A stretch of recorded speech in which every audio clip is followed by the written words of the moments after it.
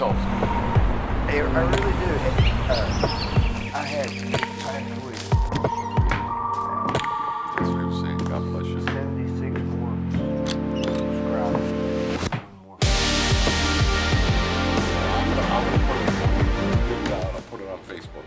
And I got 4,000, a little over 4,000 people. First off, I'd like to ask you to sign my book. Oh, sure. I would love to. Put Phil on Italian. All right. Oh, let's see. You just push it. Oh, okay. Yeah. Got it.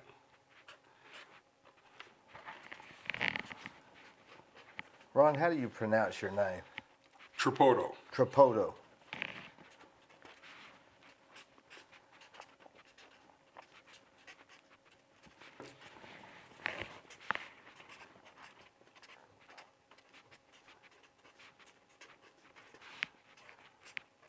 You're a lefty. I am.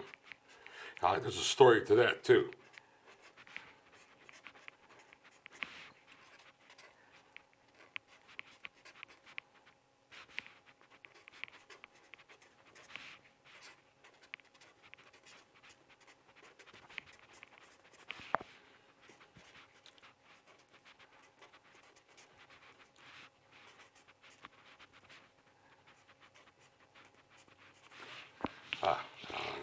I'll send right here.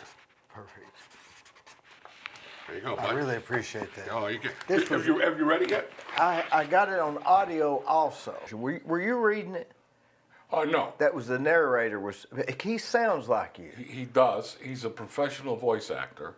And when I do the film, I'm thinking I'm going to use his voice for God's voice.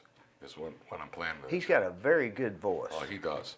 He does. One thing is that he didn't put in there was the foreword. And that's where I really talk about, or the beginning. I talk about my ADHD and all that. And he starts off with the story itself, which is fine. But the book reveals a little bit more than the audio does. Now I've been diagnosed with ADHD also, and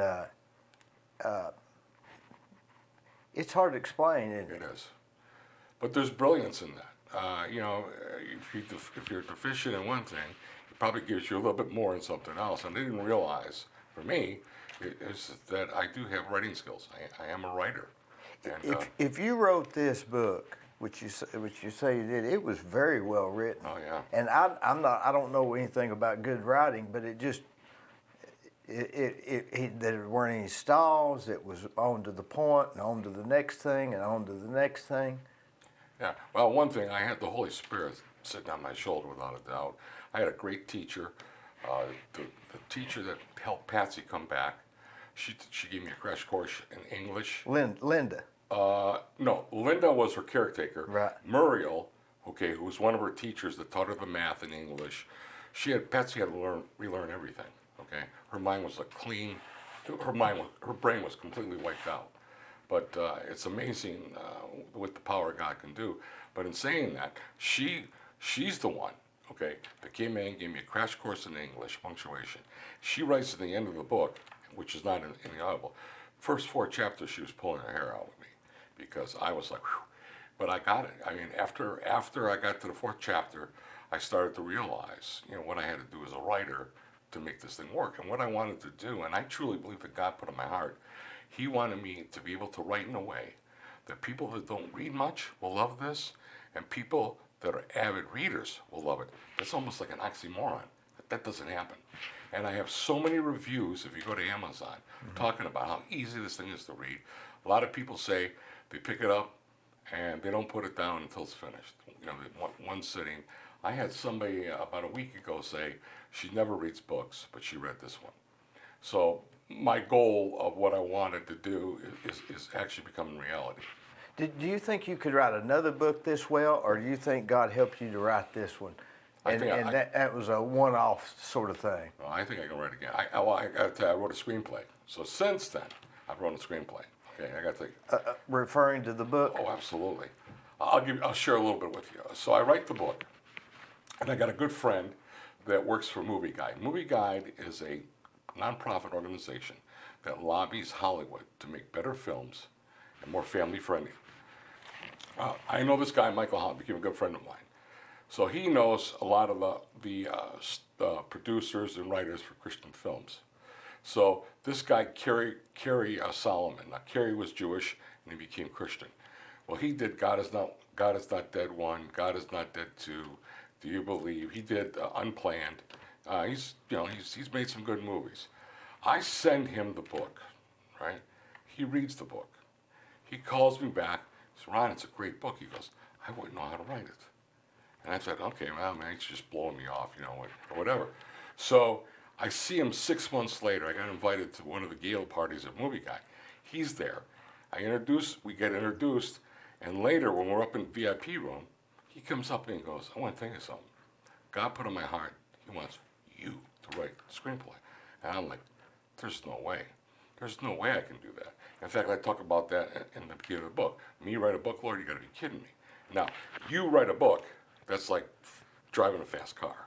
You write a screenplay, that's like flying a jet fighter. I mean, it's totally different thinking.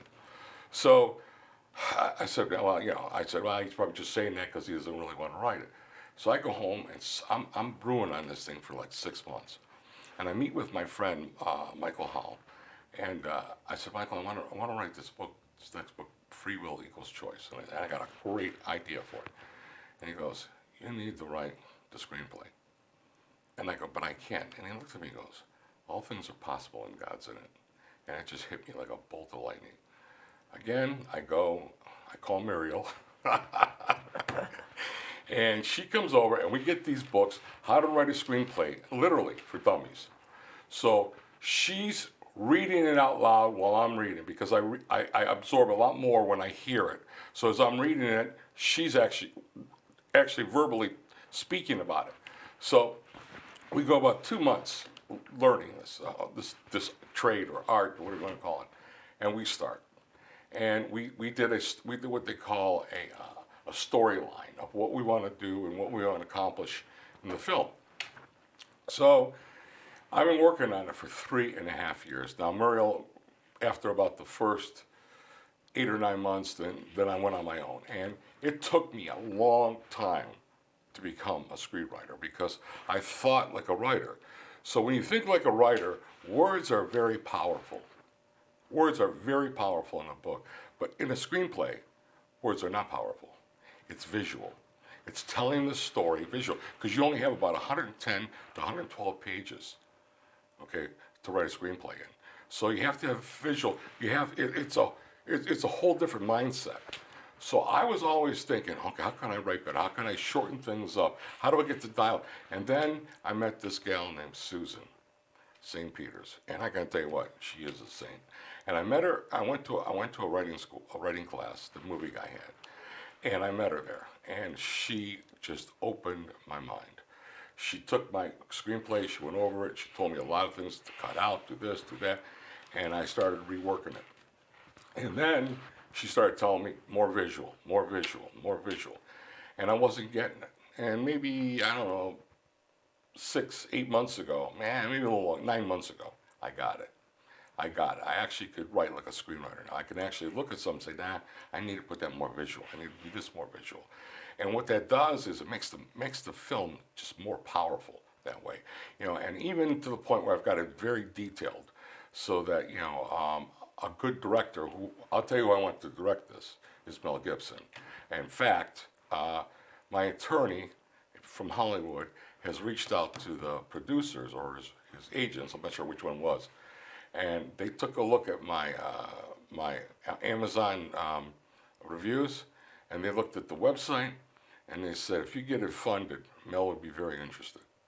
So I'm going, okay, that's funding is 90% of it. So on top of that, I want Kevin James to play me. I do. I think the guy could do a great job. The guy has got a very versatile range. I'm being serious because in the screenplay there's a lot of humor. I like humor, so I put some humor in there, and I think he could nail me. I really do. And I want Dolly Parton to play Linda, and then I'd love to have John Voight play Charles. Charles is the only fiction character in the screenplay. Now the book is 100% true. The screenplay is about 85% true, and I wanted to keep that as close as I could because I think that makes it more impactful. So when people go to the website, I go, "Oh my God, this stuff really happened." I mean, that is going to be an impact on them. And if you look at like Top Gun that was just done, people go to that bar just to be in that bar, and it's not even real. This is real, so you can imagine the impact that it's going to have on people when they realize this really happened. This is going to change lives. There's no doubt in my mind. I think most Christian films, they go what I call preaching to the choir, and they're going for people like you and me that really love Christ, but they're not going for the people that are either lukewarm, okay, or they're non-believers. I'm going for the lukewarm and the non-believers. This book, and if you go to my reviews, you'll see it. As many times they'll say, I don't like the genre, but I like the book. So they're not believers. And yet, so my goal, and I think what God put on my heart was to write this so that you will get the lukewarm and you will get the non-believers. Now you got, what, 9 billboards throughout Atlanta? Well, I did back then. Oh, yeah. That was in 2006. I put up, oh yeah, this is great. 9 billboards. Now, billboards in Cleveland are expensive. Oh, they were expensive. I'm imagining Atlanta is over the top expensive. Well, What were you were really genuinely wanting to tell people because there was no profit in that, right? No. Well, what happened was, I mean, and I'm sure you read part of the book. Obviously, I don't want to tell too much of the book away. Now the audio is reading from the book, correct? Correct. So, but what happens is that Patsy, all the physical problems that she was having, and there was a lot of them. She had C. diff, she had a blood clot, she couldn't swallow, she was paralyzed on her right side, she had pneumonia, they couldn't keep her oxygen up, and they couldn't get her temperature down. All these things were going on at one time. What happens is, over a weekend, I had thousands of people praying. I wanted to be able to put Patsy in a rehab. Yeah, you read that right. So, on that Monday, all the physical ailments were gone. So, Shepherd changes their mind. Shepherd Clinic wasn't going to take her.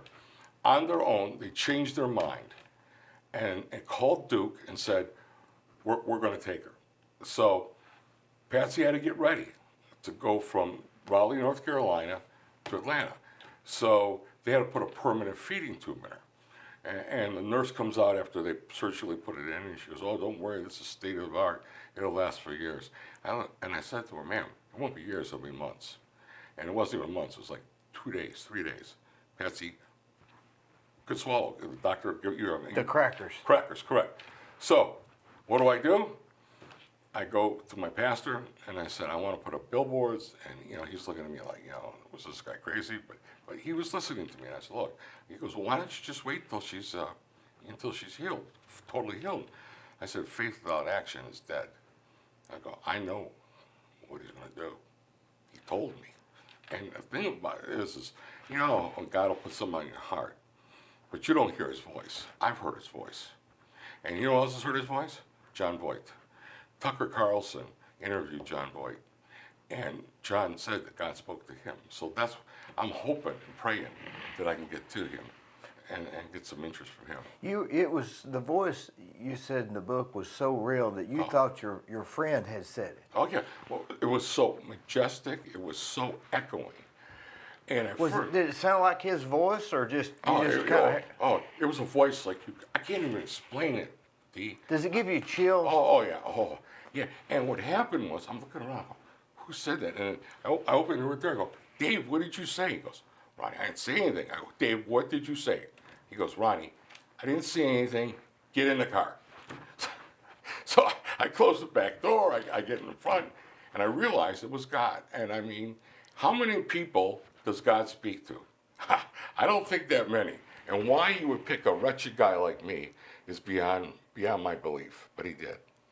Because now your faith in God, was it always this strong? No. Now, when your wife, one thing I was a little bit confused on, she said she didn't remember even the cruise. No, she didn't remember. But she was operating she was operating at the cruise, right? Yeah, well, the cruise happened 2 years before she got sick. Right. A lot of the stuff when it has to do with the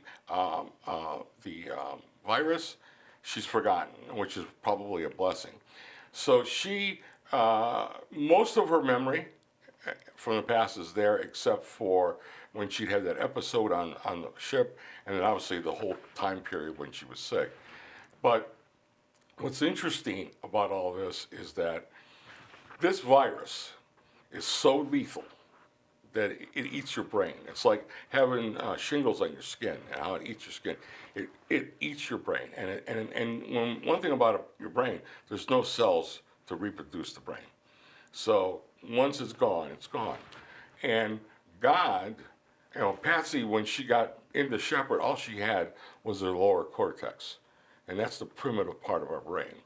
Okay, and God made the pathways back so that Patsy could learn and to be able to remember, and that's a miracle. I mean, that just doesn't happen. And her doctor, I don't know if you got to look at the website. He goes, Patsy's not a little miracle, but a big one. He's never seen anyone recover like this. And Patsy had it as the worst. People get this, and some people don't even go into a coma, but they get it. And they still have problems. Patsy's was full blown from 1 to 10, 10 being you're dead. Patsy had a 9. And for her to come back, they gave her what, 10% chance of living, and should be need help. Oh, she'd be an invalid. She'd be in bed. If she was one of the 10%. If she makes it, yeah. So the thing is that, and here's the thing that I don't think that I didn't even realize until later, was when Jesus healed Lazarus, all he said was, "Come out," and Lazarus came out. God wanted this one different. He wanted us to persevere so that he would let people know to trust him no matter what. And I think that's what this story is about, to trust him. And look at the times we're going through right now, Dee, when COVID, 98 to 99% of people don't die. And yet Patsy's was completely the reverse. So people are looking for God. Where is he? And this story is going to show them that he's still here. And I think that's going to be, I think that in itself is going to help a lot of people. When did she go to the hospital the first time, when she was put in the... All right, so what happened was... Or what year? All right, that was in 2006. Okay, she's in Chattanooga, okay, with my granddaughter. Right up the road here. Yeah, right up the road. And they're doing a cheerleading contest. I'm in Raleigh, North Carolina.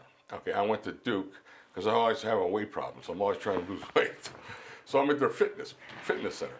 And my son-in-law calls me, and he goes, Ron, he goes, Patsy just tried to put eyeliner on her cheek, and Patsy was with her daughter, and they're very concerned, and I'm going to go meet his wife, which was Patsy's daughter, halfway, pick him up, and then bring her back to Atlanta.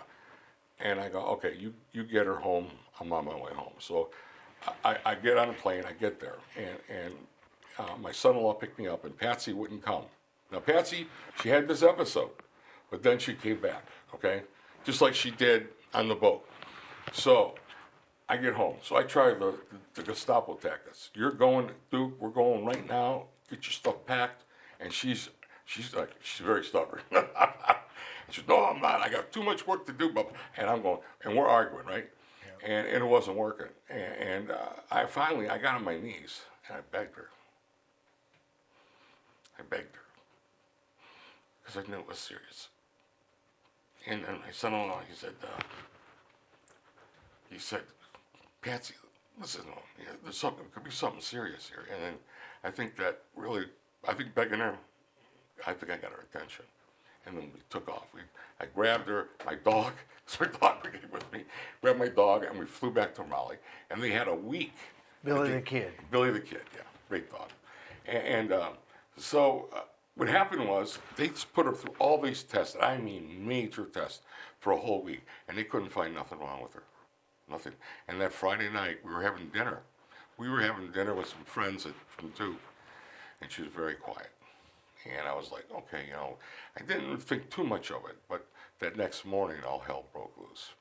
And she was actually standing, and she was completely oblivious to her surroundings. And I picked her up. I ran out to the car, put her in the car, and Duke was only about 5 minutes away. It seemed like forever.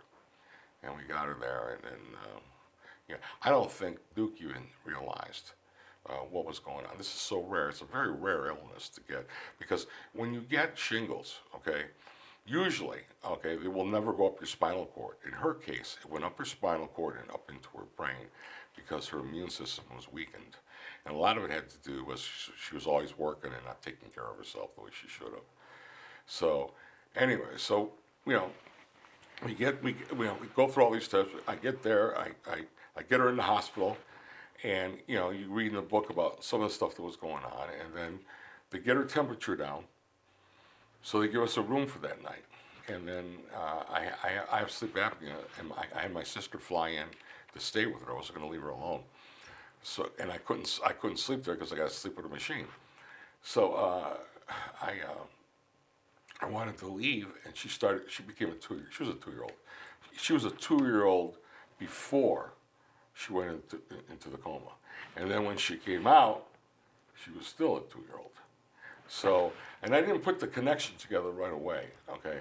But I got to tell you this, Dee, and his voice gave me the strength. Without that, there's no way. I wanted to believe, and before I heard from Lord, because when I first moved to Atlanta, first thing people say, well, if you ask for a miracle, you better expect it. And so I thought I'd take that approach. So I started telling people, oh yeah, she's going to be healed. God's going to heal her. I didn't believe one word of it. I wanted to believe it, but I couldn't believe it. I didn't have it. I could not believe it because what my eyes and my ears, from what the doctors were telling me and what I'm seeing, it looked impossible. And, I think, God knew that. And Until you heard the voice, were you like saying it as almost a cliche? Oh yeah, oh absolutely. I didn't believe one word of it. I wanted to, and it was the night before that I cried out to him. I cried out to him and asked him, Lord, why aren't you answering me? And then the next day he did. So When you hear people saying that they heard God's voice, prior to that, were you sort of like, yeah, right? Were you skeptical? Well, because some people say, well, God said, told me to tell you this, and God told me to tell you, so you have to, but I think under the right conditions and the right person, I would believe them, okay? But I'm sure you hear people say, well, God told me to tell you this, and well, you did, really? How did you do that? So I think, and maybe they really meant by putting it on, they put it on their hearts. Yeah, but yeah, I think I have. I believe John Boyd. Well, obviously, I learned that after I've been spoken to. But I believe if somebody would tell me that and see the story. Here's a guy, okay, that his wife, okay, they're giving her less than a 10% chance to live, and if she lives, she's going to be bedridden. And this guy starts saying, well, she's going to be healed. But then, all of a sudden, his actions. I think this is the difference of my actions, because I bought her a car while she was in a coma. The dealership had called me, and I said, "Hey, Ron, I know you buy your wife a car every year or two, and this is the new model, 2007 models are coming out." And he said, "There's a big body change." My first reaction was, probably not a really good time right now, Dave, to doing this. And then all of a sudden, I heard that voice. Your wife's going to be healed. And he didn't say it at that time, but I was in my mind. You were remembering. I remember it. And I said, okay, Dave, do they have a midnight blue with tan interior? He goes, absolutely. I said, order it. And I took out my credit card and I put a $500 deposit on it. Everybody in the IC waiting room thought I was completely insane. My children, my friends, my family. And my daughter comes up to me and goes, Dad, what are you doing, Dad? What are you doing here? Don't do this. You're setting yourself up. You're gonna end up in the funny farm. And I said, no, I'm not. I said, God spoke to me. So I did it, and so that was a big thing, okay, and that was a real race, because he said, well, the car's going to be in September. Let me tell you about God's timing. God's timing is perfect. We're about 2 weeks before September. I have the date circled on my calendar, and I'm saying, Lord. Was that symbolic to her getting better, getting the car in your mind, that time frame? Was it a carrot for you that was... Well, it was that I was believing in God, and I was Right. believing He was going to heal her. I just didn't know the timeline. I didn't know when, okay? But I felt like, this is what I'm going to do. I'm going to walk in faith. So 2 weeks before the car is supposed to be in, I'm looking at the calendar, and I got it circled. And I said, Lord, she's not going to be ready. Right? Because Patsy was the lights were just starting to come on in late August, early September. And I go, well, you know what I can do, Lord? I'll just buy the car, and I'm going to let the car sit there, okay, until she can drive it home. God saw that differently, too. A week later, I get a call from the dealer. He goes, Ron, I'm so sorry. He goes, your car's going to be delayed. Her car's going to be delayed until Christmas. I said, yes. And when I said that, he goes, you're happy about that? I said, yeah. I didn't tell you when when we ordered it, what was going on. So I told him the story. And he goes, wow. He goes, is she going to be able to drive it? I said, she'll drive it. So, as the story goes on, she starts to drive. And the thing about Patsy was never a good driver. We'd drive from Atlanta to Ohio, and I'd be biting my nails because she tailgates. And you never tell a woman that they don't drive good, right? You know better, right? So I said, you know what, Patsy, let me drive. You relax. You've had a tough day, But man, I tell you what, she became a better driver after. It's unbelievable. It's unbelievable. Her driving skills are so much better now than they were before. So, I think that, God timed it perfectly. The whole story was about trusting Him.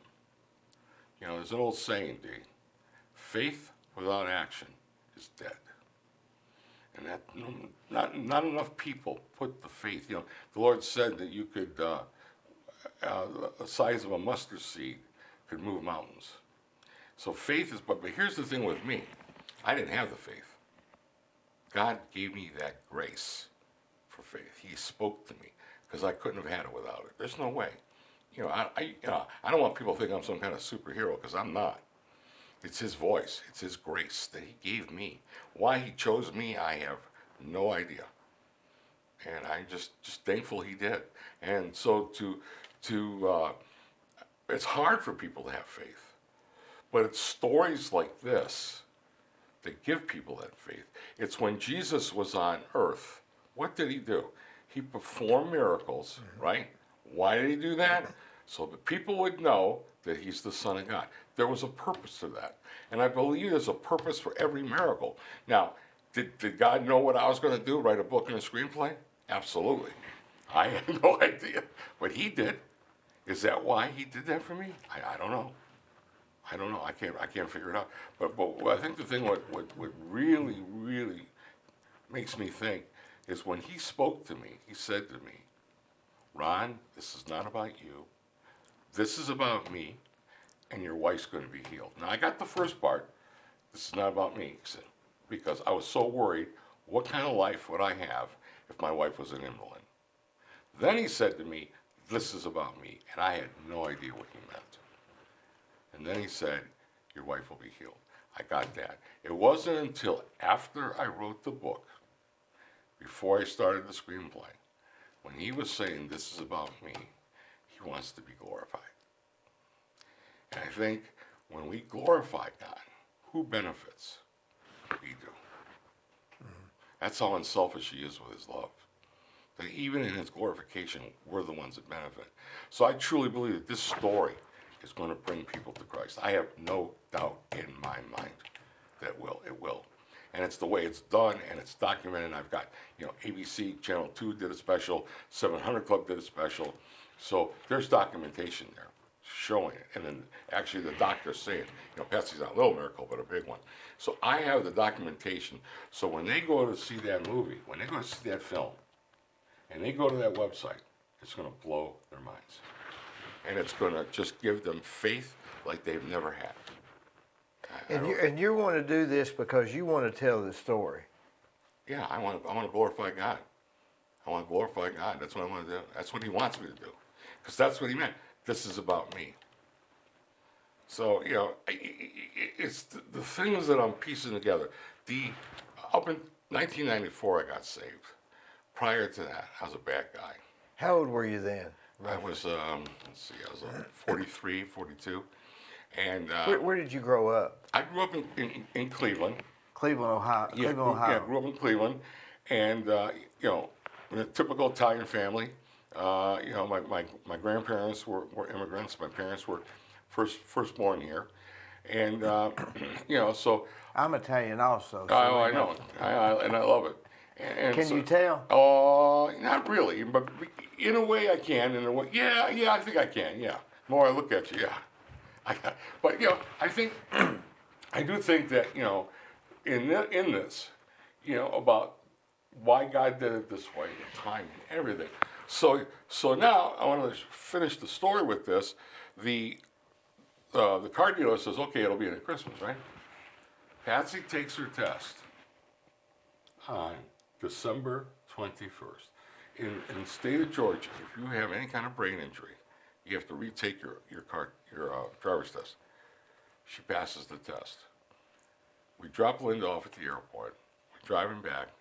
I get a phone call. It's the dealership. Within 2 hours. He says to me, Ron, you're not going to believe this. The car just got here. They're taking it off the truck. What are the odds? Yeah, what are the odds of that? So I go, oh, I can believe it. And I go, when can we pick it up? And we picked it up on December 23rd. And I got a picture of that with a big bow on the car. It's in the book. And, it was just unbelievable. It was just, his timing was just unbelievable. And a pastor, a good friend of mine, okay, great guy, he's got a church in Atlanta. He came to see Patsy. Patsy's a little girl. She was 3 times the size, just blown up with all the fluids they're putting in her, and she was milk white. He later told me, Dee, he said, no way. No way. No way. And that's what he told me. He goes, it was a true miracle. So no, even the clergy, I think, were down with me. My church, at the time I had a great pastor and a great associate pastor, but a lot of people in the church thought I was nuts. They thought I was going to end up in a funny farm. So when I wrote the screenplay, God bless you, when I wrote the screenplay, I didn't want to use my church, so I used Charles. Charles represents my church, okay? And Charles is out to save me from myself because he thinks that I'm going to make all Christians look like nut jobs. Because I went out there and I put these billboards up, Jesus healed my wife. And he goes, well, she's not healed yet. I said, she's healed. It's just a matter of when. And really, the physical part was done with just the mental part of it. So I think that it was important that people know about God's timing. And not everything goes the way we want it to. But we got to trust them. Even in diversity, you have to trust them. And sometimes, things don't go the right way. People say to me, why Patsy? Why not my husband? Why not my wife? I prayed. And I said, I can't answer that question. But I can tell you this. God healed Patsy to save lives. I believe that with all my heart. He healed Patsy to save lives. And that's what's going to go on here. Between the book and the film, people are going to come to him. We're in some tough times, Dee. Very tough times. Very tough times. And I don't understand it. I grew up in Euphoria. I grew up in, things were nothing like this. And America was never perfect. But it was a lot different than it is today. The lies that go on. And I shared a little bit with you about, the story about taking my picture and putting it into New Jersey and putting this extremist, so I mean. Totally unrelated to you. Totally unrelated to me. Totally unrelated. So it was a lie, and they knew it. They knew it. It's not like, we made a mistake. This was a malicious intent. And I think what we have to do, Dee, is we have to fight. And the only way to fight these guys, okay, is to get into their pockets, because that's what they understand. So if people start boycotting these woke companies, okay, they're gonna feel the pinch. And I'll tell you right now, they won't be talking the way they're talking now. And that's what we need to do. And we need to organize and say, look, if you're going to do this, then we're not going to buy your products. We're just not going to buy your products. The folding of the dollar stops a lot of stuff. That's exactly true. Let me tell you about Capstar Bank. They're located in Nashville, Hendersonville, Gallatin, Athens, Madisonville, Sweetwater, Etowah, and in Cleveland at 950 25th Street and 3855 North Ocoee Street. I've used them. I like them. Give them a try. They're no problem. So, Ron, tell me what it was like growing up in Ohio. All right. Well, I'll tell you what. I was telling you earlier. My parents were both Italian. My father was Sicilian, all Sicilian, and my mother was from a northern part of Italy called Abruzzi. It's more of a region. And well, they clashed. My parents fought a lot. Well, isn't that Italian, basically? It is. And my dad had 12 brothers and sisters. My mom had 3 brothers and sisters. So we always had family over all the time. People, neighbors, everybody came over. Today, nobody does that anymore. Nobody, I don't even know my neighbors, you know. But, you know, I grew up, I went parochial grade school and high school. And like I said in the book, I struggled. I got all D's and F's. And here's the thing, since this reminds me, how does a guy who hadn't read a book in 40 years gets all D's and F's in school, and if it wasn't for his mom, he wouldn't have got out of high school, and every year I went to school, I had to go to summer school. How does he write a 5-star book on Amazon? You tell me that. And if I'm not mistaken, didn't it get Book of the Day? Like I got Book of the Day and the Book of the Month, too. That's a big deal, isn't it? That is a big deal. How does that happen? Oh, but I didn't even tell you about the screenplay, right? Kerry Solomon, we were talking about him. He offered to buy my screenplay, but I'm not going to sell it. I'm going to say you're not going to sell it. I'm going to do this film myself. I'm an entrepreneur. Okay, I've never, 1995, I got into the wireless industry. But now, go back to, I'm trying to piece it together from, sure. high school. You get out of high school, what do you do then? All right, so I'm going to show the whole world how smart I am. Just like all other Italians. Yeah.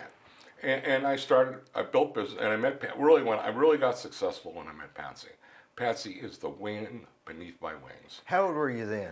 I was 32 or 33. And it wasn't until Patsy's got great administrative abilities, and I have 0. So we got together, and we started a company in 1986. And we started changing light bulbs. In fact, up here in Chattanooga, at a strip center, we were changing some of the bulbs that they had that go around the strip center. From that, by 1993, we were doing $25 million. Today, that would be worth probably $75 million. Changing light bulbs. Well, not doing changing. We grew it into a big construction company. But the problem was, I wasn't doing it the way God wanted me to do it. I was doing it wrong. First of all, I was going out with prostitutes, okay, and I had a great wife, and I had this big hole in my heart that I felt I had to fill, and I thought women would fill it, and then I was bribing CEOs. I got caught, and the world just came down on me. I made the Wall Street Journal. They were going to come after, I guess because I had a vowel at the end of my name. They were going to come after me for the RICO Act. So, and then I got the IRS. It was a mess. It was a mess. So describe that time mentally for you. Did it scare you? Absolutely scared me. And I think IRS was really leaning on me. They wanted to know where all this money went that I paid out. And I mean, I had to pay all the taxes on it. I paid for all the, which wiped me out. I mean, that pretty much wiped me out. Plus, none of the other companies would do work with me anymore because they were private. They were publicly held. So I got this big shadow on me, right? So I ended up losing everything. And when I lost everything, I ended up in the funny farm. You'll love this story. So they had to take your belt, your shoelaces. It was a humbling experience, Dee. So I'm in the funny farm, and I'm really, what's the word? Anxiety, because everything wasn't already over yet. It was still going on. So I'm in this group therapy, and it was my turn to speak. And I said, well, I'm losing my Corvette, I'm losing my houses, I'm losing my property. And one guy stops, he goes, wait a minute, he goes, all you've lost is material things. We've lost our minds. And man, I gotta tell you, Dee, that sobered me up. I'm like, he's right. He's right. I still have my mind intact. And from that point on, I was there another 2 weeks, I started helping these people. You know, Zig Ziglar said something that is so true. He said, when you help other people, you help yourself. And that's the truth. And by doing that, by helping them help me, okay, to get back to work, get my head back. And so I did that, I got out, and I met this guy named Steve, great guy. And he says to me, why don't you come to my Bible study? And this is in 1994. And I said, well, you know, Steve. Where are you living then? I was living in Marietta, Georgia. And he said, why don't you come to one of our Bibles? I said, well, you know, I'm not a very good reader. I said, you know, I really don't understand the Bible, you know, because I can't understand it. So you come, and we'll do the reading. So I go. And they started reading. And I could verbally, when I hear it, I can understand it, okay? And I started learning more by listening. And I came to Christ. I mean, I came to Christ through that. So in that, when it was big. When I came to Christ, it was like a bombshell. The Lord puts on my heart that I got to call everybody I've done wrong to and apologize. And I did. And that wasn't hard for me to do. But then he says to me on my heart, you need to tell your wife. That was very, very difficult for me to do. But I was obedient. And I mean, it hurt my marriage for a long time. It did. But my wife, who I love deeply, and she didn't deserve that, you know. And it's hard, you know, when, you know, to think that this wretched man, that God would use me, you know. But here's the thing, Dee, that I didn't realize. He tells me that, right? He tells me I got to tell my wife. In the movie, I actually show a scene from my past, because I want everyone to know that when God forgives you, he forgives you. And in my case, he bestowed a miracle upon me. There's nothing more black and white than that. I mean, you can't, you know, I could say to you, well, you know, in the Bible it says God forgives you. Well, you know, you can say, well, maybe just somebody wrote that, you know. But in my case, I've got proof beyond a shadow of a doubt. And that's why I think he wanted me to tell my wife, because I don't know if I would have put that in the movie if I didn't tell her. So you think about that. Every move that God Right, would, yeah. And that is really, yeah, you think about that. Yeah, that would have because- been a difficult for you. Yeah. You had to tell her now. Yeah, oh man, I don't want to do that. but so you think about that, and I have a very vivid scene. I mean, you know, as far as, you know, it's very, very obvious that I'm having an affair or cheating on my wife, and I didn't do that in the book, and because God never said do that in the book, but when it came to the film.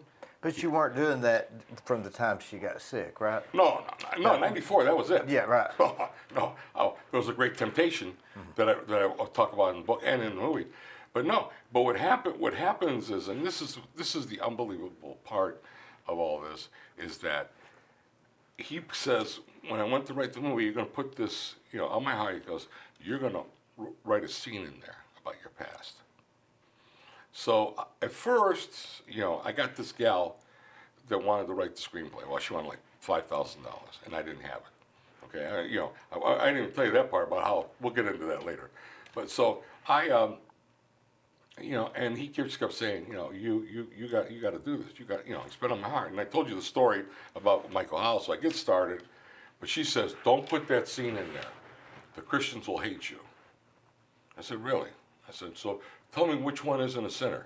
We've all been sinned. And I just felt led to do that, and I did it. And I put the scene in the film, and I think it's going to be a big factor for a lot of men and women who have had an infidelity, that God does forgive them. Okay, if you go and ask them. So I think You think that weighs on a lot of men? Oh, absolutely. You know, I've been in Bible studies where I talk about my infidelity, and everybody got nervous. People won't admit it. You got to admit it. The Lord says confess your sins. And that's the only way that you're going to be able to get rid of them is by confessing them. And if you hide them, that just makes things even worse, compounds it, I think.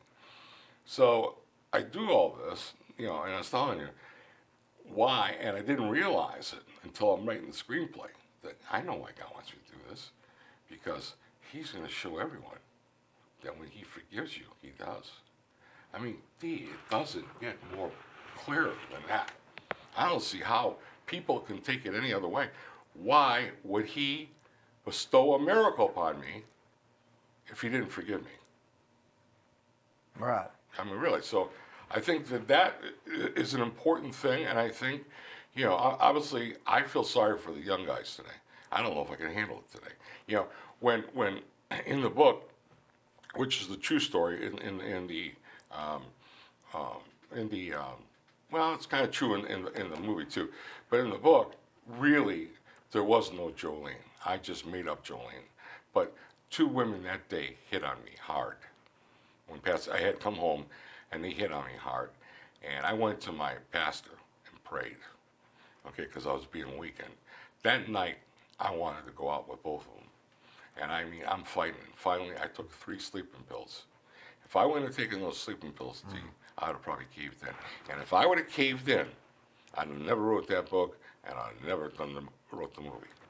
I can tell you that. Thank goodness for the sleeping pills. Oh, yeah. And and I'm human.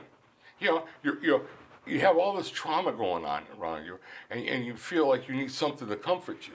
So it played on my head, and I'm fighting it. I mean, it was God. It was God there with me. He was with me, and I said, I'm just going to take 3 sleeping pills, and I did. You needed an escape. Oh, I did. Yeah, I did. I needed an escape. Yeah. So I take the sleeping pills. I go to sleep. The next morning, I left. I left town. I went back to Duke.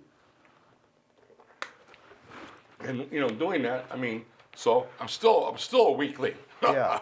Yeah. The only difference is I have the grace of God, and that really, I think He was there every step of the way with me, because I knew I was smart enough to know when this happened to go to my pastor and we prayed, and that helped. But it just kept gnawing at me. I mean, if most guys can relate to what I'm talking about here, and it gnawed on me, and it gnawed on me. And and I got home that night, and I mean, I'm looking at my phone. Do I call? Do I call? Yeah. And I mean, it was very blatant. 2 of them at different times during that day. I mean, Satan knew what was coming. Okay, and he, I don't know, how much he played into this or what, but I know one thing: God was in it, and He made sure. Maybe Satan was tempting you then. He could have been, because there's no way, Dee, that I could do this if I would have done that. There's no way. I mean, there's no way. If I would have caved in, I could have wrote the book or the screenplay. I mean, Do you really. think we have that much free will over what we do? We have free will. Here's what people don't realize. They'll say, oh,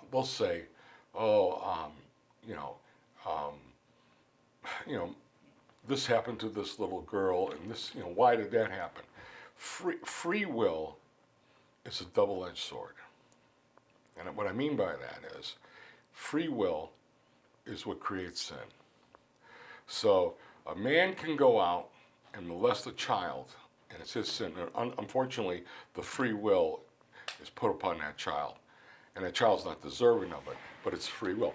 God didn't intervene because God is true to His word, okay? I think the only time God really intervenes is when He wants a miracle to be done so that He can be glorified, so that He can help bring people to His power will be shown so people will come to Him, like He did when Jesus was on earth. God is true to His word. Free will is free will. And I truly believe that people that are born gay or murderers or adulterous or thieves or whatever, it comes through the DNA. Okay, sin is passed through the DNA. And they're all sins, even though America wants to decide which ones are sins and which aren't. They're all sins. And they're all wrong. I'm a sinner. I'm no better than a gay man. I'm not. I'm a sinner. I'm an adulteress. I'm a wretched man. But by His grace, Dee, I've been saved. And that's what He wants to do for all of us, if you'll come to Him. And coming through all this stuff you have, do you see people trying to get legalistic on religion and worship, and you think to yourself, hey, that's not what it's about? Or do you see it as less legalistic now than you did before all this happened? Does that make sense? Yeah, I think, yeah. Well, you're always going to have your legalistic that, that it's all about the laws and stuff. But then you have on the other side the pastors that are caving in because they need, they need the tithing to come in.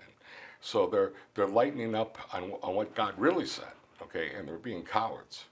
And they're doing things and saying things in the church that are against God and against His Word.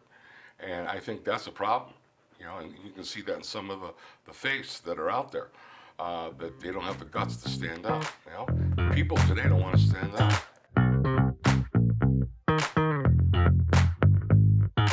Let me tell you about Capstar Bank. They're located in Nashville, Hendersonville, Gallatin, Athens, Madisonville, Sweetwater, Etowah, and in Cleveland at 950 25th Street and 3855 North Ocoee Street. I've used them. I like them. Give them a try. They're no problem.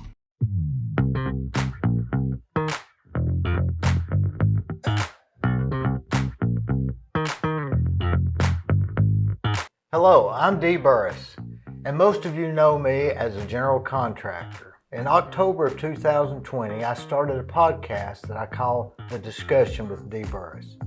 Each week, I have conversations with interesting, informative, and fascinating people from Cleveland and Bradley County and the surrounding areas.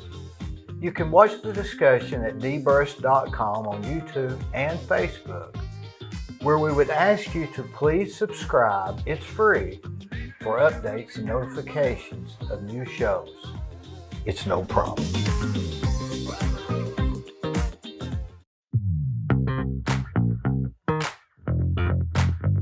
Have you seen difference as coming through your experience from the different religions, the Catholics, do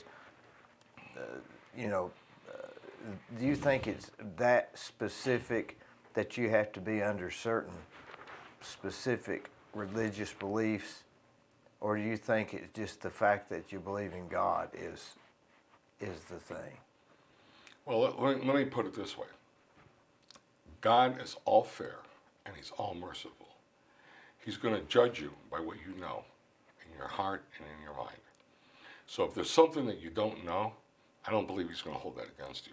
There are, I always thought my parents are Catholic, and I didn't know if they were going to be able to go to heaven or not. My father loved, he'd get on his knees and pray to a cross, and then he'd get up and start cussing at everybody. but I do know my parents are in heaven. God showed me something with my mom, and my mom actually was in a coma. She comes out of a coma, and she raises her hands, and she starts calling my dad's name, and then Jesus. God showed me that my parents are in heaven. So whether you're Catholic or you're Protestant, I think it's what's in your heart, okay? And what, because man's flawed. So religion's flawed. Religion is man, it's not God. And they make these rules that are stupid. I was in a Baptist church and nobody could drink, but everybody was drinking. Everybody was drinking. You know the difference between a Presbyterian pastor and a Baptist pastor? The Presbyterian pastor will say hello to you in a liquor store. But I mean, it's the truth. I mean, people don't want to, everybody has their own beliefs, okay, to a degree. And because nobody actually really knows what heaven's really like, okay, people sometimes come up with their own ideas. And, I can just say that if you love Jesus, okay, then you love His Father. And if you love God, it's going to be in your heart. And you're going to try to do His will. Not all the time you're going to do it, and I don't do it all the time. But I'll tell you this, I try. Sometimes I might talk about somebody that I shouldn't, and I catch myself, okay, or just, I'll share this with you. And this goes, probably because this is the Italian in me and you. I'm in church, and this gal's got these really tight jeans on, right? I grab Patsy, I gotta leave. I can't, I'll focus on that. I have to leave. So I move myself to another spot. Okay? That's how flawed I am. I'm flawed. you know, but I do something about it. So even if you have men's heads are like, whoa, even if you get that thought, it's what you do with it. Do you decide to dwell on it, or you decide to push it out of your head? The thought's the not difference. the guilt, right? That's right, exactly. Yeah. So, you know, I mean, and here I'm not a spring chicken. Can you imagine these guys today? They're young. It's like it's unbelievable the temptations they go through. So I say, you know, we're all flawed, but most people don't want to admit that. But maybe God's not really testing us for all this. Maybe He just wants us to believe in Him, and maybe that's the main thing. That's the key. Oh, that is the key, without a doubt. So here's the way I see it. Whether I'm right or wrong, only God knows. But when Lucifer went against them, and a third of the angels parted ways from heaven, I believe that God created us, and He says it in the Word, to the image and likeness of Himself. So that tells me that I'm made to be like God. Even though I'm imperfect, I'm made that way. And He put us here for one reason, and that is to decide, do you want to be with me in the kingdom, or do you want to be without me? And I believe that with my heart. With all my heart, I believe that. Now, the 10 Commandments, I'll tell you what I think about the 10 Commandments. I think that's a gift that God gave us, that if we follow those commandments, we will have a richer, a fuller, and better life here on earth.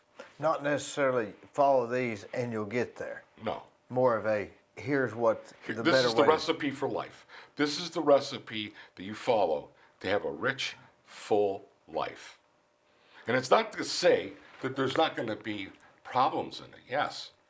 But when you follow these, your life will be so much better, so much fuller, so much richer, and you will have a better relationship with the Lord.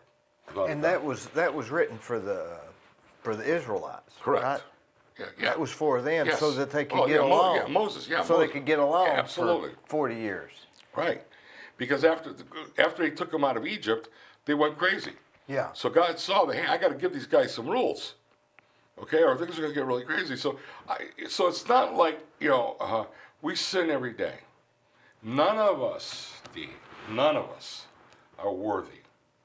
But it's only by Jesus' blood being shed that we have a ticket to heaven. And that is the truth. And people can say whatever they want, but I know the truth. And you can't get there without Him. So, I mean, you know, I want, and you know what? Even my enemies, Dee, I want to go to heaven. I really mean that. You know, forgiveness is a tough thing, as you know. And years ago, I'd forgive somebody, but if somebody said something nice about them, it bothered me. And they go, well, Ron, you really didn't forgive him, did you? You want to say you did. And forgiving somebody, you got to pray for them.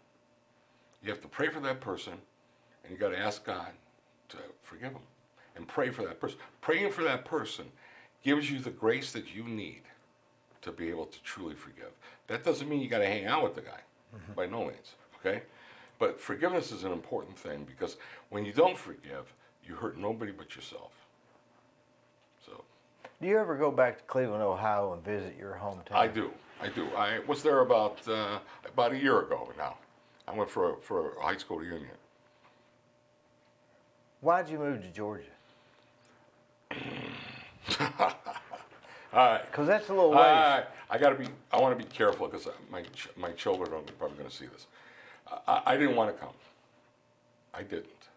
My ex-wife wanted me to come. And she pretty much said, if we don't move, I'm going to divorce you. And that was pretty much the whole marriage. If I didn't do what she wanted, she's going to divorce me.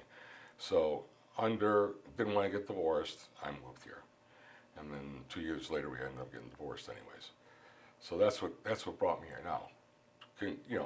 Romans 8:28, right? All things come to the good and the glory of the Lord when you love Him. I mean, did God want me here? I mean, obviously, maybe God wanted me here. And that divorce was way prior to Patsy. Yeah. Obviously. Oh yeah. So, but Well, now Patsy's first husband's wife became her caregiver, right? correct. Is that right? Yeah, and Linda Jackson is an angel. Linda, I'm telling that to the whole world. You are an angel. She is an angel. She now divorced Patsy's ex-husband. But yeah, she is. He's probably picked another good one. Well, I used to kid with her. I said, maybe you should go and pick a wife because you're good at picking wives. But, she's a great lady. And she reminds me of Dolly Parton, the twang. She's got the same twang that Dolly Parton has, the same kind of mannerisms. But, she came and she spent a year with us, Dee. Almost a year with us to help. That was a struggle, I'm sure. Oh, it was. And it was. And we had her grandchildren come and visit, and they'd stay with us for a while. Where was she living at the time? She was in Houston. She lived in Houston. So that was quite a trek. Absolutely. What made you think of her? She actually took care of my daughter. My daughter got into a car accident and broke both her feet, and she had 2 little children. So I had my daughter, we had a lower terrace in our house, so she stayed there, and I got Linda. She couldn't walk, so Linda came and took care of her. Okay, but before that, her sister had lupus, and she took care of her, and then her ex-husband now, he almost died, and she took care of him too. So she's a great caretaker, and I wanted somebody that loved the Lord. So, and the thing was, this is the thing about how this whole story comes. Linda was there. I was trying to keep the business going, so I was coming back and forth. But Linda was there every day from 8 in the morning till 8 at night at the hospital. From 8 o'clock at night to 8 o'clock in the morning, I hired private nurses. I did not want my wife alone. Okay, I want to make sure. And every nurse that we hired was a Christian. I mean, I didn't say they had to be Christian, but they were. They would read the Bible to her every night while she was laying in bed there. And it was just unbelievable. I mean, to have that, what are the odds of that? Heaven knows. There's maybe like 5 or 6 different nurses. Every one of them were Christians. And every one of them read the Bible. And what they did is they put Christian music in her room and played it. I mean, it's just so many things that went on that, you can't explain. Would you say Patsy's all better now completely? Absolutely. She's great. I mean, she's driving. She was going to come, but we have 2 elderly dogs. One of them has to have eye drops every 3 hours. Okay, so I wanted her to come, but I didn't want to leave my dogs alone. Is Billy the kid still alive? No, unfortunately, he's not. But he was a great dog, and when I write in the book about, he stayed right by Patsy. His instincts were good. I mean, he knew. That almost was a breaking point of her actually being more cognitive, wasn't it? When you brought, yeah, I think the dog helped. When you brought the dog in. Well, there was what happened was, what really was the turning point, Dee, is when I got a call from Shepherd Pathways. Shepherd Pathways is an outpatient affiliated with Shepherd Clinic. The doctor calls me. He couldn't talk to me. So he tells me, if Patsy doesn't shape up, she's out of here. She's mean, she's violent, she's not going to be able to come here. And that was like shock to me. I mean, what? So I had to go from his office. She was in another room on a couch, and I had to walk, and I'm praying and asking God to give me the words to say to her, to make her understand that she has to listen so that she can get better. And God gave me the words, and I talk about that in the book. And from that point, from that meeting with her on the couch, is when everything changed. The lights started to go on, and within maybe a month from that, she was there. Now she's absorbing everything. And she went to school for 3-4 months, from the 1st grade to the 8th grade, like that, learning. That robot, I remember a long time ago, she just kept learning. She could learn so quickly. So it was amazing, that how quickly she started learning. And then she was worried that she wasn't going to be able to pass the driver's test. And I said, don't worry, you're going to pass it. God's got you covered. And so, I mean, she worked hard. Once the lights went on, my God, that girl took over. Does she remember much about that period of time? Nothing. No pieces of it, or nothing? Not probably. I don't think she really started remembering until probably September. That's when she started remembering again. But I think, Dee, I don't know about you, but for me, it was very difficult to have a wife that had a 2-year-old mentality, because Oh, I it'd didn't be know how to terrible. deal with it. I didn't know how to deal with it. I didn't know what to do, you know. It's like, you know, you want to get her better. You know, she actually pushed Linda one time in the shower, and Linda fell, and she could have got hurt. And I'm trying to tell her, you can't do that. You can't push people. What happened was, what they told me was you could only give her one command at a time. If you try to do more than one at a time, she'll get frustrated and get angry. And that's what happened. She would get angry and get violent. I mean, she'd get violent. And that's not like Patsy. Patsy's the most sweetest person you ever want to meet. Was it her same personality, but violent, or was it a totally different person? Totally different person. So you were dealing with somebody that wasn't who you remember. Oh, no. Patsy's the most sweetest. Anybody will tell you that. Was there other actions like somebody totally different? Yes. Oh, yeah. Her, you know, she'd punch, she'd kick, she'd do whatever she had to do. But she knew who you were? Oh, yeah, she started to know who I was once she got home, and I don't know if she, you know, I don't even know if she really knew who I was for a while.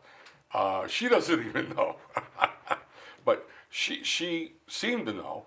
I'll say that. But by the time we got to August and in September, she knew who I was. That I do know. She just couldn't remember. Right, she couldn't remember. She couldn't remember, and in that whole period, and it took her a while to get her long-term memory back. And she may get to where she starts remembering it. Maybe that's. Well, she'll never remember from the coma to September. She'll never remember that. I don't think October to December. so. Or she knows a little bit about it. She remembers some of it, not a lot. But I think as so this we was got like one solid year. one solid year, I think once we got into 2007, and then she started remembering everything. Anything that would happen, she'd remember. Yeah, it was nothing like you could ever experience, Dee, that would, you know, to be able to go through this, and I think this, Dee. I don't want to sound pompous or arrogant. I think I was born for this time. I think I was born for right now and what's going on. You think this is the time in Ron's life that you're supposed to shine? Yeah, I do. And I never thought that. And you would ask me that, you know, 2 or 3 years ago, I'd have said no way. But I truly believe he's got something for me to finish, and I'm going to finish it. He's got a purpose for me. In fact, I'll tell you what, Dee, he's got a purpose for everybody. But a lot of people don't take him up on it. You know, Jesus said, many are called, few are chosen, right? Well, I believe we're all called. Only a few of us choose. And he knew I'd choose. I didn't. I had no idea I would choose. But I did, and I thank God that I did.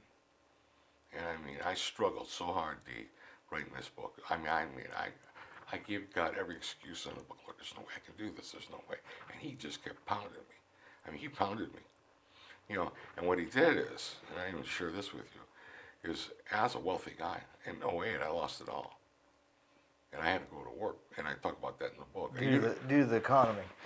You won't read it in the audio, but you'll read it in the book.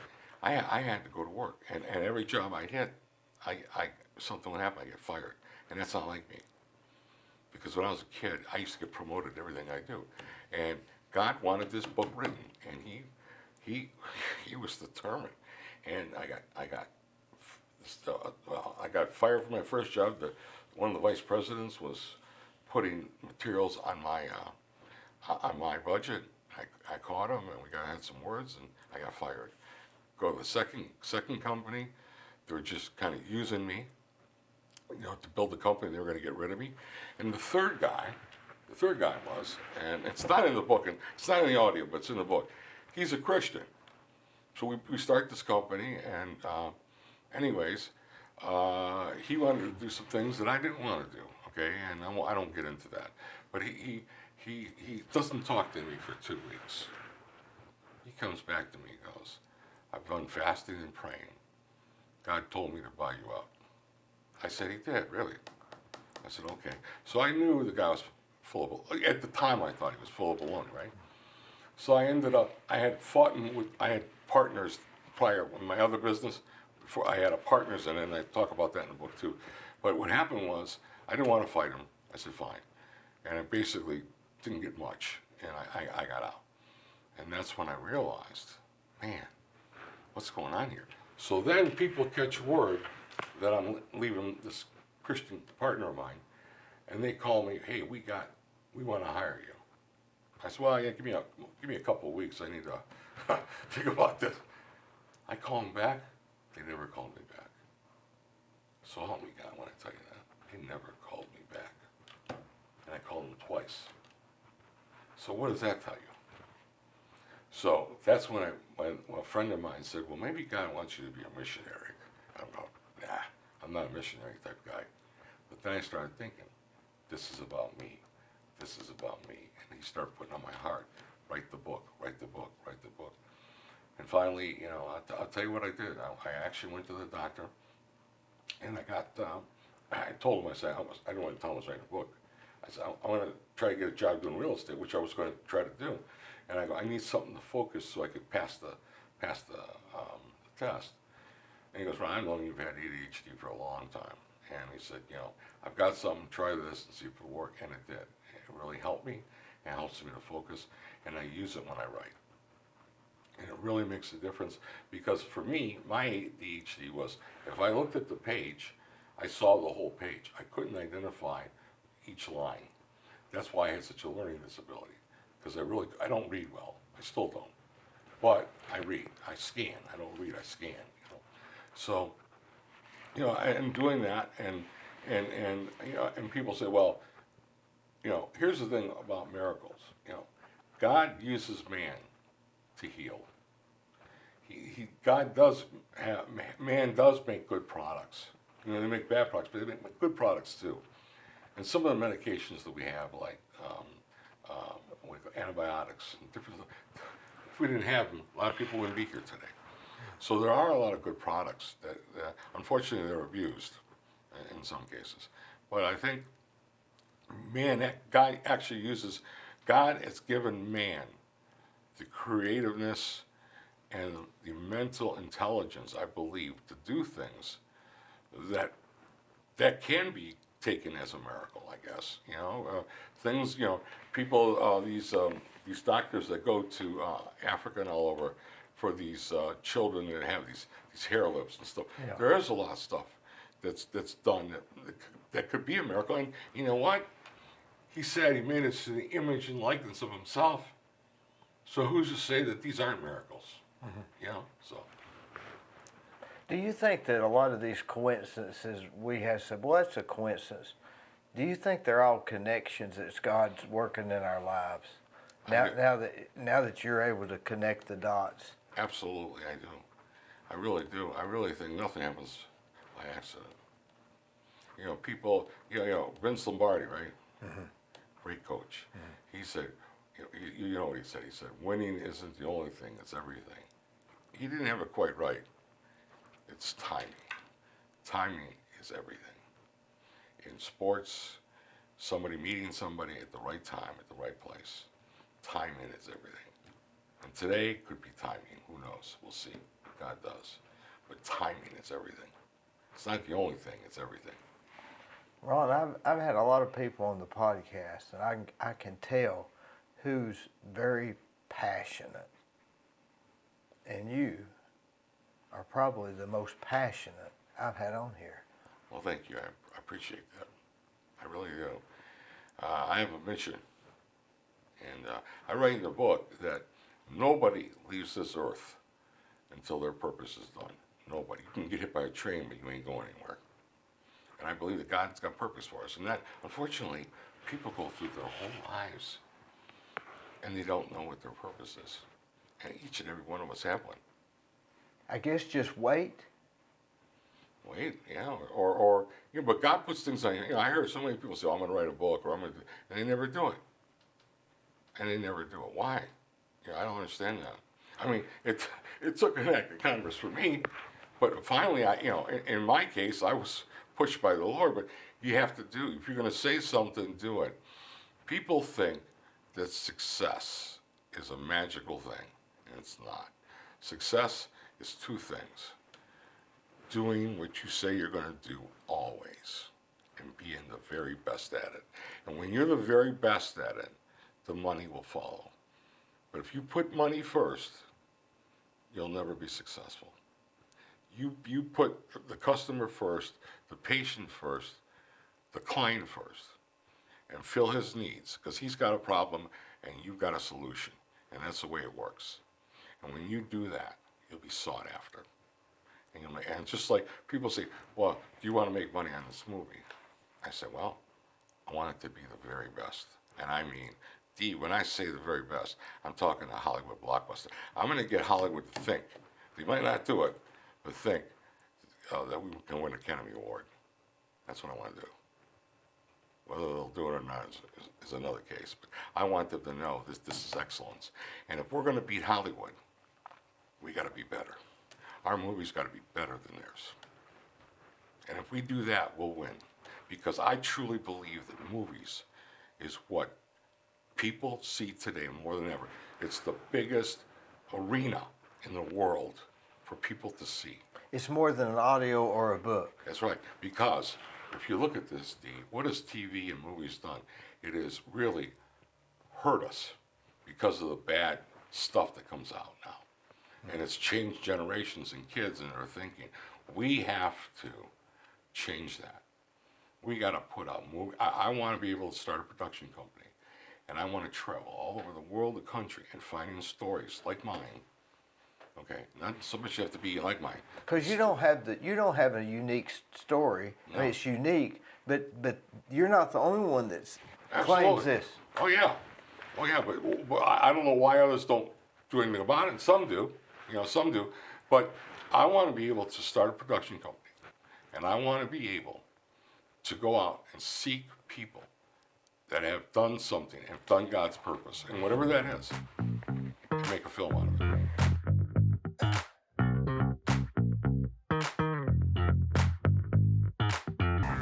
If you want residential or commercial plumbing, give Rick's Plumbing a call. Call Jason or Josh. They'll do you a good job. I use them. I've used them for years. They're no problem. Come on, woo!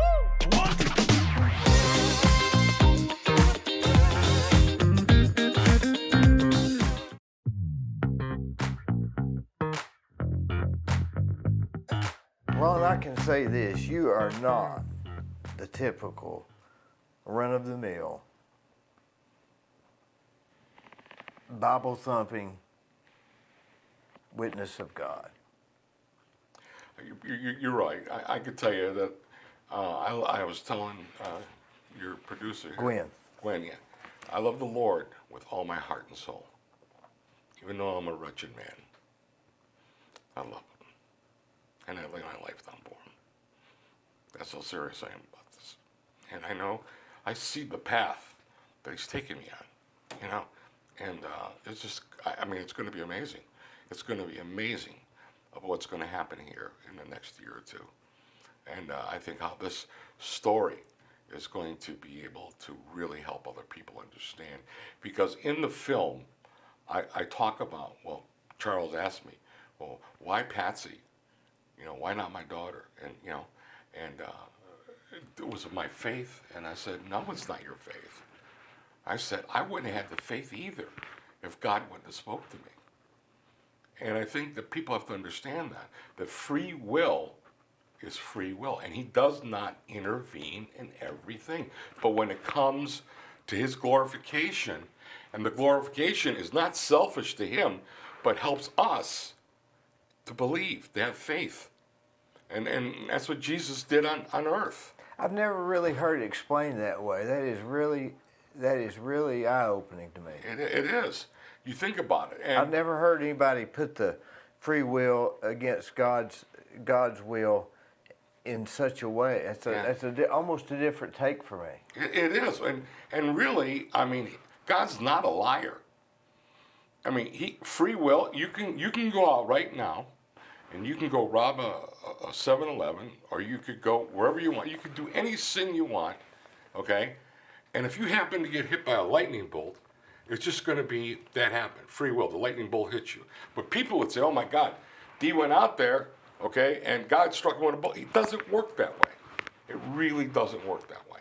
And there's no rhyme or reason to anything other than that he loves us and that he wants us with him.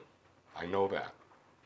So I think people read into things sometimes, that well, look what happened to that guy. Now, I will tell you, there are a couple cases where I thought, well, maybe he did intervene. But I mean, if he does intervene, it's for people to know that he loves us and that he's real. And as Jesus did on earth, by doing these miracles, you think people would have believed him if he didn't do miracles? I don't think so. Mm-hmm. But he did those miracles. And he does them today for the same reason. So that people know he's real and that they'll believe that he's the Son of God and that they will come to him. I truly believe that. And God picks those people. And he picked a wretched guy like me. And I blows my mind, but I'm thankful that he did. I'm thankful that I have this opportunity to be able to fulfill my purpose that he's planned out for me before I was even born.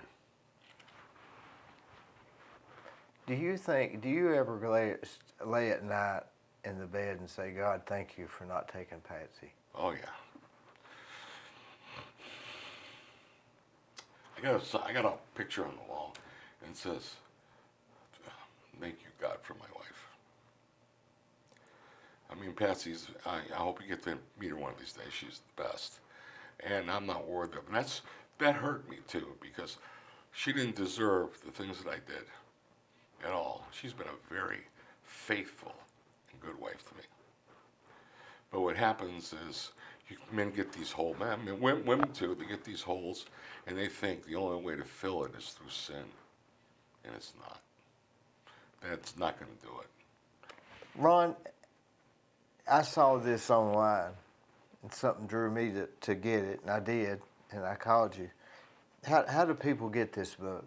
They can go on Amazon Books, When No One Else Believed, and my name, Ron Tripodo, and they can order it either Audible or a soft copy, or they can get a digital copy. But I got a question for you. Yeah. How did you get my name? How did you find me? I don't know. Sometimes Boy, that doesn't surprise I really me. don't know. Oh, it's God then. I tell you. I mean, if you said, where did you, I'd have to say, I don't know. I don't know. Wow, this could be. It just happens. Wow, this could be divine God intervention. helps me too. Amen. Amen. Ron, you've been a great inspiration. God bless you, sir. I mean that.